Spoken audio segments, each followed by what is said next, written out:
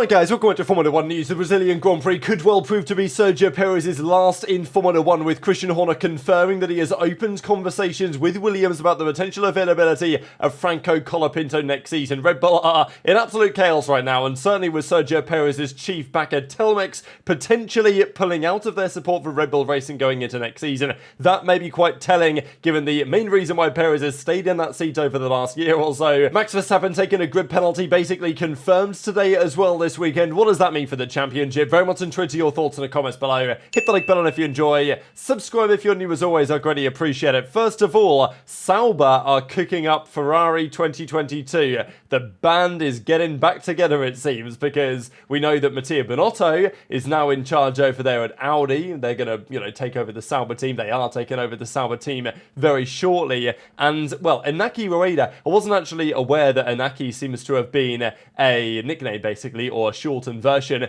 of Ignacio, but you guys might recognize this character in this image because he was for several years Ferrari's head of strategy, chiefly during the era where their strategies were, not the best, shall we say. And it's not like today Ferrari are flawless, but it doesn't seem to me that Ferrari are any worse now than some of the other teams. Red Bull, now their car isn't a rocket ship anymore. We've started to see them be a little bit exposed on occasion with strategy. Of course, it's never really easy to make good strategies for Max when you've got no teammate support, but Max has been talking about the undercuts the Red Bull have enabled, stuff like this. But we know that operationally and strategically, Ferrari were far from their best under Mattia Binotto and Inaki Rueda, and maybe it's going to be different this time around. But if you are hoping the Audi team is going to be very promising and you're seeing the Ferrari 2022 boys back in business, I'm not sure it's especially enlightening. There is something very interesting though this weekend. So after qualifying on the Saturday, Lewis Hamilton is going to drive a tribute, I think it's a 1990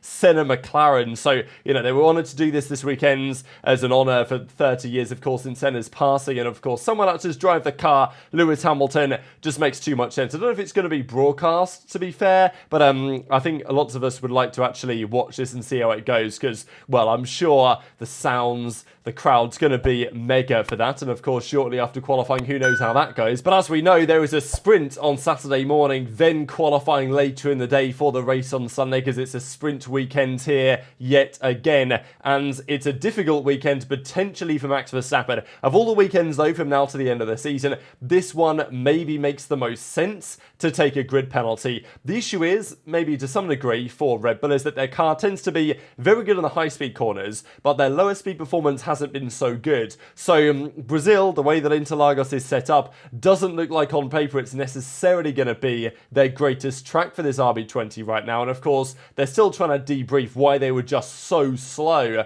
once the race really got underway back in Mexico. It's not like Max's first stint was horrible, but certainly when he put the hard tyres on, it was not pretty at all. And he will be taking a grid penalty this weekend. Marco's confirmed it today that he will need a new power unit. We are currently investigating whether we could use the engine with a leak again. It's not actually intended to be used again in terms of mileage of the engine though. All this means we cannot avoid changing the engine in Brazil with a penalty. Now Max already took one penalty for an internal combustion engine change back in Spa, so it seems like he's going to take another one here. Now we know that the qualifying performance of the Red Bull has been good since their Austin upgrades. Max has been able to put it front row on both occasions since then, and of course in Austin probably would have been at one better, as we full well know, before George Russell's crash and the red flag that resulted. So it looks like a 5-place penalty coming up for Max this weekend. Let's say he, qualifies first or second. That's a start of 6th, 7th, maybe 8th, something in that kind of ballpark.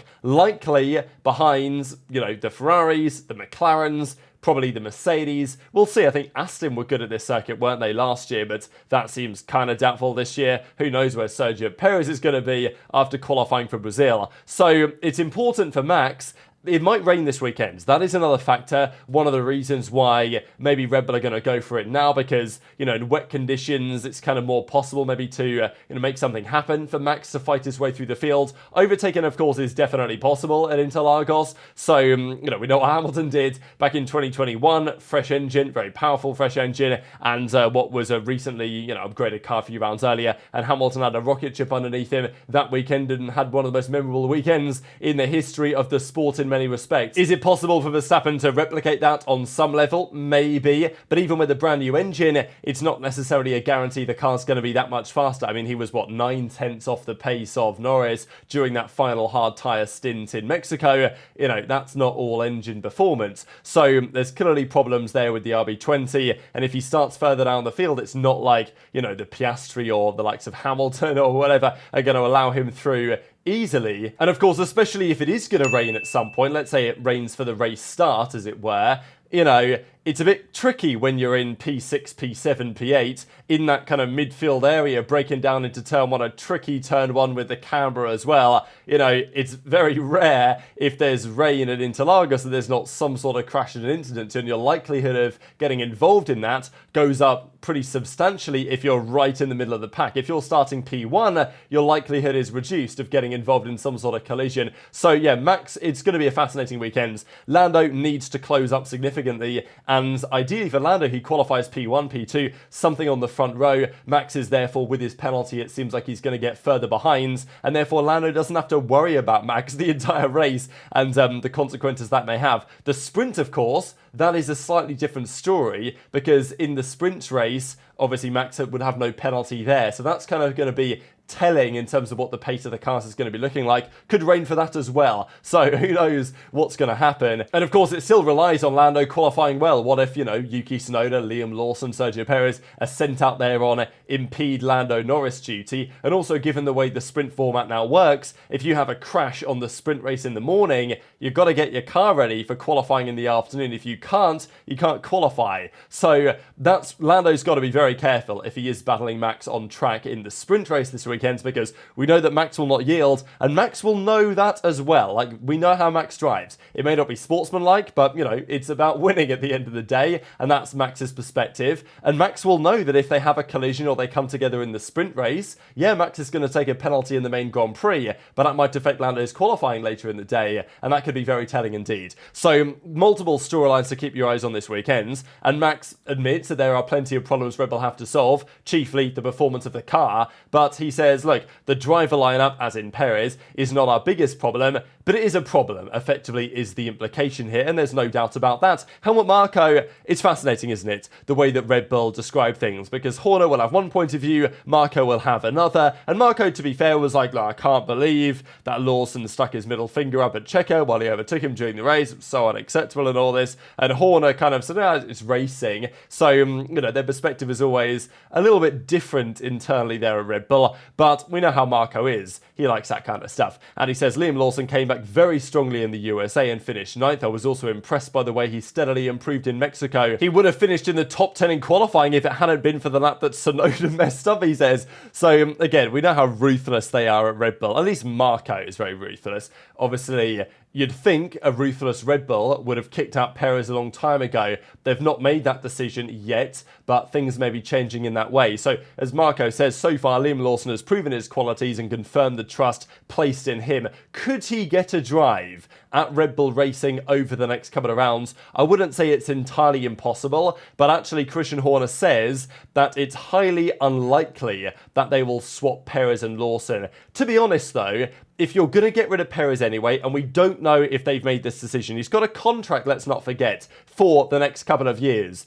But as we know, the Red Bull guys have said, Marko said this, Horner said this, contracts only mean so much if the performance isn't there. And that's certainly the case right now. In the case of Sergio Perez, right? I mean, you know, Perez has cost Red Bull the Constructors' Championship. There is simply no other way to look at it. He's not even scored 50 points over the last 14 Grand Prix weekends. Like, it's bad. It's seriously bad. He's averaging, like, 3.5, 4 points a weekend, like for the last 14 races. Like, it is, it's bad. It's seriously bad. And if you're not going to keep him anyway, if you're going to get rid of him, why not, right? It's the same argument for kicking out Ricciardo.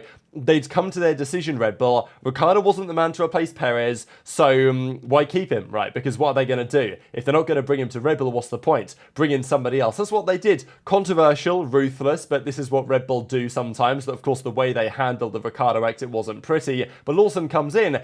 Maybe the same for Perez, right? If you are going to get rid of him, why not have the final 3 races of the season, Las Vegas, Qatar, Abu Dhabi, after a couple of weeks off, right, as the break starts to kick in again after Brazil, to then say, all right, let's give someone else a drive. Maybe it's Lawson for one weekend, maybe it's Yuki for another weekend, maybe it's someone else, like Isaac Hadjar for a weekend. I don't know. It's like, if you're going to get rid of Perez anyway, if the decision is made, and it may not be, but if it is, then why not? What is there to gain by keeping Perez in the car? P3 in the constructors is locked up. You're not bringing the comeback on Ferrari or McLaren. So, you might as well just maybe call it a day now. That's the debate, although, of course, Horner says that's very unlikely they would do anything like that. But Horner has made it very clear that, he's got to improve literally immediately or he's going to be gone. And it doesn't seem especially likely as it stands. So there is a realistic possibility that this weekend is Perez's last race for Red Bull, and therefore, by consequence, likely would be, therefore, his last race in Formula 1. It's tough for Perez because the one good weekend he had in Baku, like he normally does, he squandered it by crashing at the end of the race with Sainz. So it has been a very fast and steep downhill trajectory for Perez, and the pressure on him must just be so immense. It can't be fun on some level what Perez is currently going through. And because he's had a couple of crashes lately, they can't even give him the best upgrades, and we'll discuss that in a second. So Horner says there comes a point you can only do so much. There comes a point in time where difficult decisions have to be made. So read between the lines on that one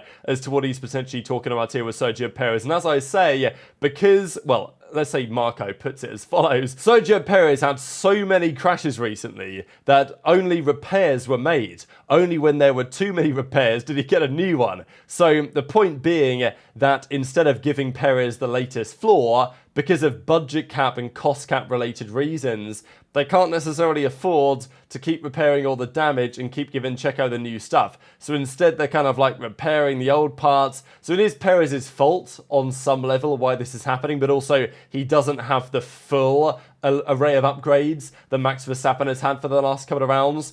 Maybe that's going to be a similar story here in Brazil yet again. So, for multiple reasons, you're not expecting Perez to have a massive turnaround in form. Red Bull have said, maybe if we give him the new contract, he'll be back in business. But when was he ever really back in business? Certainly in the Red Bull days. Even 2021, of course, the Minister of Defence, he was still outperformed by Bottas quite substantially over the course of the season. And this might well end up being the dagger in Sergio Perez's Formula 1 career. So we know that he is heavily backed by Telmex, huge telecommunications company out there in Mexico, and they have supported Perez, they've supported his ventures, and they've supported Red Bull for quite some time. Now, Carlos Slim, usually when we talk about Carlos Slim, we're talking about this man's father, but he's actually the president, Carlos Slim's son, basically, is actually the president in charge of Telmex, and, he has made it quite clear that they will not stop backing Perez precisely, but they are definitely considering stopping the backing of Red Bull Racing. I think that was basically implied that, he's going to back Checo, but they may well exit their partnership directly with Red Bull. So, and that's a very big deal, right? If they're no longer a chief supporter and, of course, financial supporter of Red Bull Racing, then the power that they have over Red Bull on some level, of course, it's been rumoured that the reason why Perez wasn't dropped during the summer break is because they wanted Perez to compete in Mexico, and therefore they'd said Red Bull, hey, don't get rid of Checo, we'll pay some more money, whatever. That was the theory anyway, and now we're hearing more rumours, which is very telling indeed, that Carlos Slim and the boys at Telmex are looking for a potential partnership with Franco Colapinto, because in terms of Perez isn't South American. Obviously, Helmut Marko made that mistake before, but Colapinto he's an Argentinian driver. But there's definitely still interest in that region for Franco Colapinto on a massive scale. And if Perez gives access to that kind of Latin South American market, Colapinto would do the same, not just for Telmex, but also potentially for Red Bull, right? And that is the key point. If you are going to get rid of Perez, one of the things that he does bring is serious money. He has great backers in that region and a massive fan base in that region. They sell more merchandise to Mexico than I think they do to the rest of the world combined for Red Bull Racing stuff. Perez's influence on the merch sales are bigger than Max's, which maybe is somewhat surprising, but definitely that's one of the reasons why Perez has stayed around. I mean, it can't be performance-based, can it? Like, let's be real for a couple of seconds. So if Telmex are going to say, all right, Red Bull, we're no longer paying you, we'll keep supporting Checo, whatever we might do, but we're not going to pay you, then obviously Red Bull might think twice about keeping Perez on board. But if they are going to necessarily, move their sponsorship over to a guy like Franco Colapinto, then there's another option there for Red Bull Racing right now. Colapinto said this past weekend, I don't have a seat at the moment for next year. At the moment, I'm not racing F1. I'm probably going to be racing somewhere else. But also Motor and Sport mentioned today that, there is interest from Alpine, from Sauber, and from Red Bull in potentially signing Colapinto. We know that he's got good pace. We know that he's massive in the market, which is quite important to many. Seems to be pretty strong and resilient mentally, understands how to improve and develop a car. There's lots of positives to Franco Colapinto as a driver, and many would like to see him on the grid. The difficulty, to me, comes from the politics perspective, when Williams want to have him as their driver, so that over the next couple of years, when Albon or Sainz moves on, they can then bring in Colapinto. That would be the ideal scenario. They don't really want to let him go to another team, and they would be happy for that if he stays a Williams driver on loan, something like that. But the other teams, do they want to take Colapinto not to have an option to buy him? And I think that's maybe where the negotiations are getting to now, is if you're Red Bull, if you sign Colapinto to drive for RB next season, you want him to be able to be a Red Bull driver for the longer term. You don't want, Williams having full command over that relationship. So that's why these discussions are very interesting. But Christian Horner makes it clear, I would be a bad team boss if I didn't find out whether he was available. So, in a roundabout way saying, yeah, I've had the conversation, spoken to James Vowles and Williams to see whether there's the option there. But whether they can actually come to an arrangement where this makes sense, that is a question. But definitely, it is a reasonably likely possibility that Perez is gone, maybe Lawson to Red Bull, and then Colapinto to RB. That seems like a realistic possibility, and every day that goes by, we get more indications as to why that might potentially be a thing, with Red Bull now saying that, yeah, we've spoken with Colapinto, we're trying to see if it's possible, and I think it's possible. It's just whether both parties can agree on terms that make sense for both parties. There is another question to me on, if you are going to get rid of Perez, who you actually replace him with. Is Lawson the best candidate?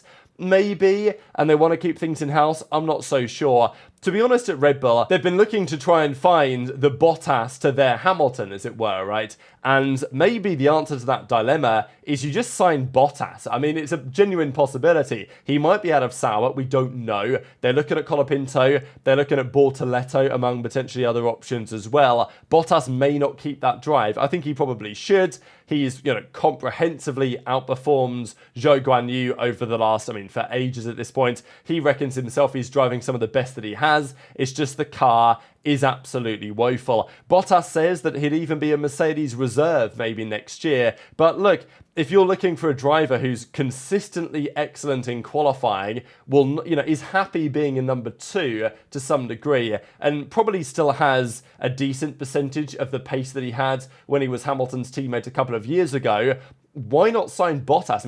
It is something that Red Bull probably wouldn't consider, but if you're trying to replace Perez with a better version, who's not really going to interfere too much with Max and doesn't mind playing that role, Bottas is there, he's gettable, absolutely. So I think that's something Red Bull need to consider. But of course, if they were to do that, what happens to the RB team, right? Tsunoda probably stays, so therefore I would guess there'd be no seat for Colapinto, with Lawson probably staying as well. So Red Bull have to make some decisions, but as ever, very much intrigued to your thoughts in the comments below. Just one final thing. So in order to win the championship, Lando has to make up 47 points on Max Verstappen over the next several race weekends. The most points Lando has gained though on Max over any stretch is only 26 points. So between Zandvoort, Monza, Baku and Singapore, arguably during those weekends he could have gained more on Max than he eventually did. Certainly Monza, Baku as well. I mean, you know, every race of Lando's season, you could argue in many respects he could have scored more points. But over a 4-race stint,